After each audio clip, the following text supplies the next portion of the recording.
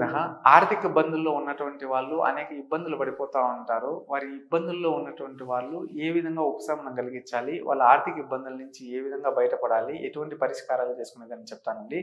ఆర్థికంలో ఎవరన్నా గానీ ఇబ్బందుల్లో పడిపోయేసేసేసి, నష్టపోయేసి, కష్టపోయేసేసి, ఇబ్బందుల్లో పడిపోయినటువంటి వాళ్ళు ఎవరైనా గానీ వారికి అమ్మవారి కరుణ అనేది ఉండదనమాట. అమ్మవారి కరుణ కావాలంటే గనక వాళ్ళకి యోగ్యం ఉండాలి. వారికి యోగ్యం అనేది ఉండాలి. అంటే తలరాతుల్లో అనుభవించేటటువంటి యోగ్యం అనేది ఉండాలి అమ్మవారి కరుణకి. రెండోది వచ్చేసి జన ఆకర్షణ ఉండాలి. మూడోది ధన ఆకర్షణ ఉండాలి. జనాల నుంచి ఆకర్షణ ఉండాలి. ఇంకొకటి యోగ్యం ఉండాలి. జనాకర్షణ, ధన ఆకర్షణ, యోగ్యం. ఈ 3 అనేది వాళ్ళకి ఖచ్చితంగా ఉండాలి. అప్పుడే వాళ్ళ జీవితంలో వాళ్ళు రాణించగలుగుతారు. ఈ 3 రావాలంటే గనక అమ్మవారి అనుగ్రహం, కృప ఉండాలి. లక్ష్మీ కుబేర స్వామి పూజ జరిపించుకున్నా, హోమం జరిపించుకున్నా, మంత్రోపదేశం తీసుకున్నా వారికి లక్ష్మీ అమ్మవారి కటాక్షం కలుగుతుంది.